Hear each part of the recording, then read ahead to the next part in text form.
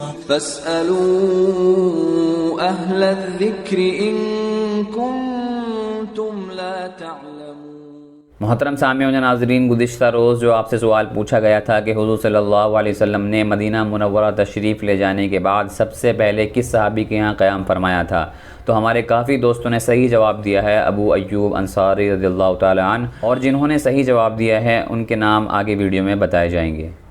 السلام علیکم ورحمۃ اللہ وبرکاتہ، میں ہوں آپ کا میزبان حافظ محمد دانش۔ محترم سامعین و ناظرین، آپ کے سوالات کے جوابات کے لیے ہمارے ساتھ موجود ہیں بٹلہ ہاؤس سے شاہ مسجد کے امام و خطیب مفتی احمد بن محمد ارشد خان صاحب۔ جی مفتی صاحب، محمد دلشاد دہلی سے معلوم کرتے ہیں، غیر مسلم کا جھوٹا پانی پینا کیسا ہے؟ بسم اللہ الرحمن الرحیم، الحمدللہ وحدہ والصلاة والسلام علی من لا نبی بعدہ، اما بعد۔ جی ہاں، اگر غیر مسلم کے ہاتھ میں یا منہ میں کوئی ناپاک اور حرام چیز نہ ہو، مثال کے طور پر شراب وغیرہ نہ ہو، اسی طرح جو چیز وہ کھا رہا ہے یا پی رہا ہے وہ چیز ناپاک اور حرام نہ ہو، تو پھر اس کا جھوٹا کھانا یا پینا جائز ہے، کیونکہ فی نفسی ہی غیر مسلم ناپاک نہیں ہے جب تک کہ اس کے جسم پر کوئی ناپاکی نہ لگی ہو۔ اور قرآن مجید میں مشرکین کو جو نجس اور ناپاک کہا گیا ہے وہ ان کے عقیدوں کی خرابی کی وجہ سے کہا گیا ہے، لیکن یہ ایک مسئلہ ہے مسلمانوں کو بلا ضرورت اور مجبوری کے بغیر ان کا جھوٹا کھانا پینا اور ان کے ساتھ بیٹھ کر کھانے اور پینے سے بچنا چاہیے، یہی احتیاط کا تقاضا ہے۔ مولوی جنید پانامہ سے معلوم کرتے ہیں، ہم نے کسی غریب کو قربانی کا گوشت دیا اور اس غریب نے اپنے اخراجات کی وجہ سے اس گوشت کو فروخت کر دیا، اس کا کیا حکم ہے؟ جس آدمی پر قربانی واجب تھی اس کے لیے تو قربانی کا گوشت بیچنا یا قربانی کے جانور کی کھال اور چمڑا بیچنا جائز نہیں ہے۔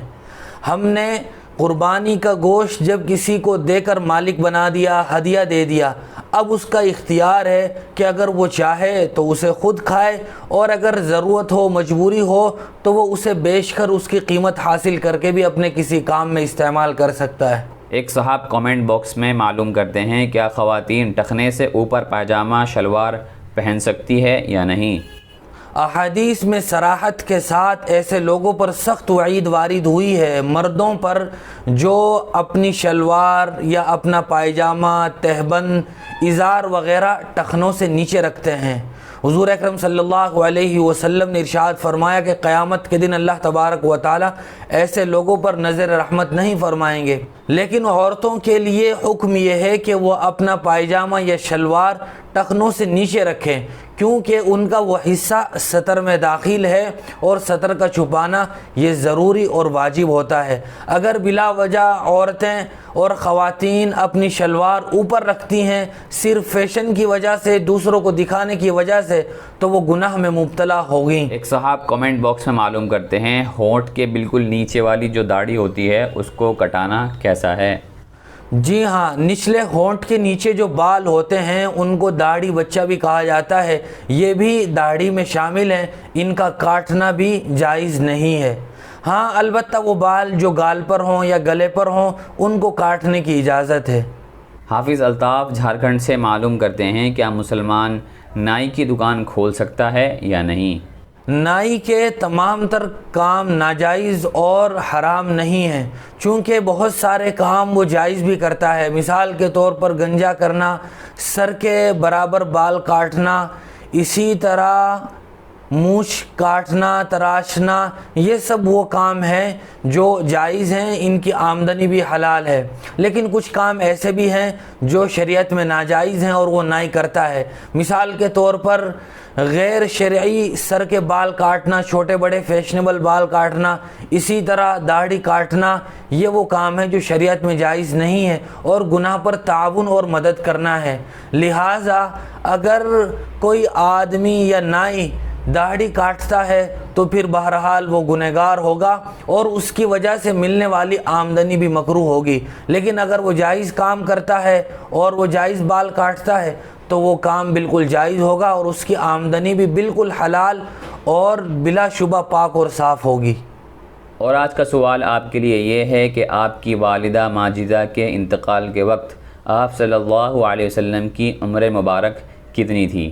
اور اپنا جواب ہمارے کمنٹ باکس میں ضرور دیں اور صحیح جواب دینے والے کا نام آئندہ ویڈیو میں بتایا جائے گا۔ مرسلین چتوڑ راجستھان سے معلوم کرتے ہیں کسی کے گھر میں سورہ بقرہ پڑھنا اور اجرت لینا کیسا ہے؟